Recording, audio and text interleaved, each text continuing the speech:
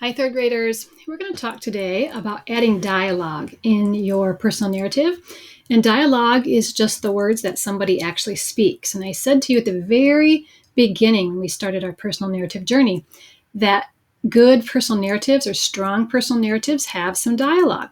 So I'm going to read a story to you, and then you're going to take a few notes in your writer's notebook. And then you're going to get a chance to go back into your story to make it even stronger and add some dialogue. So let's listen to this story. "I can't believe we are actually here," I exclaimed. The feeling of butterflies in my tummy had not stopped since we got out of our car in the parking lot and began walking towards the happiest place on earth. I felt the excitement rise inside me from the bottom of my feet to the top of my head. My family was next in line to hand our tickets to the smiling man in the bright blue and red uniform. "Welcome to Disneyland. You are now entering the happiest place on earth," the ticket holder exclaimed. I looked at my sister, and she was wearing a grin from ear to ear. As we walked through the turnstile, I stopped to take in my surroundings.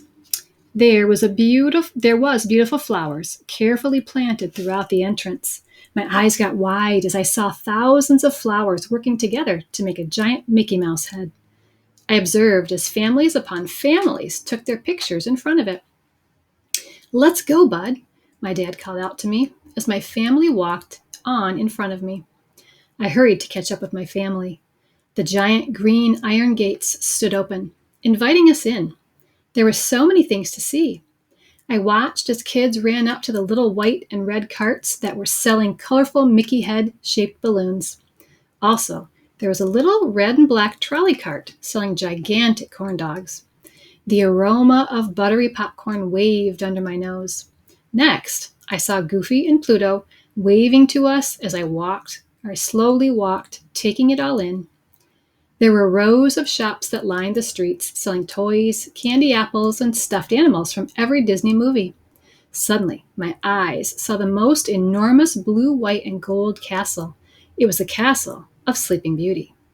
"Well, kiddos, where should we go first?" questioned Mom. I glanced at my sister. Her mouth hung open, her eyes as wide open as mine in wonder. Finally, her eyes met mine, and her arms were raised in a shrug.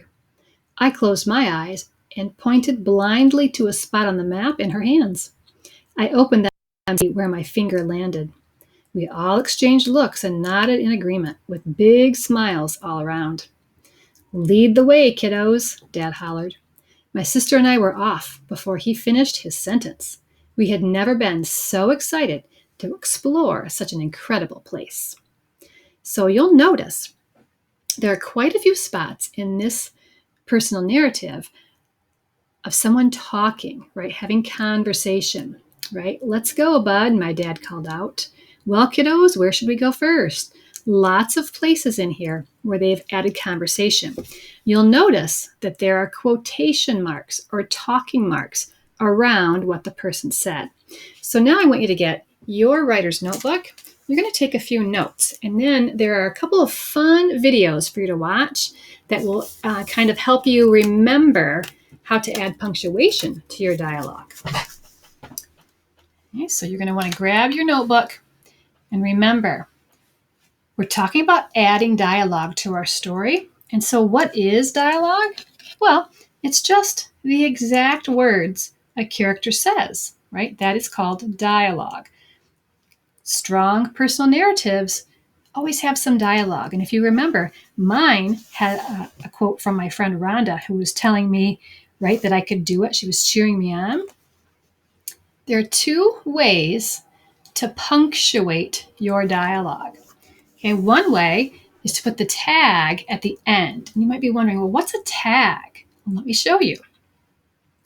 "I baked some cookies," said Mom. So who's doing the talking is the tag. You'll notice that this tag is at the end of what they say, right? Quotation marks are showing me that someone's speaking. "I baked some cookies," said Mom. So the quotation marks go right around what the person has said. Now this tag is at the end. You could also put the tag at the beginning. So before they actually speak. So for example, she whispered, "I baked some cookies." Do you see how the tag now is at the beginning before those talking marks? Okay, so you have a couple choices. You can decide where you want to put your tag, at the beginning or the end of your dialogue. I want you to go back, freeze the video if you need to, and copy this down so that you have a good idea of how to add dialogue to your personal narrative to make it stronger.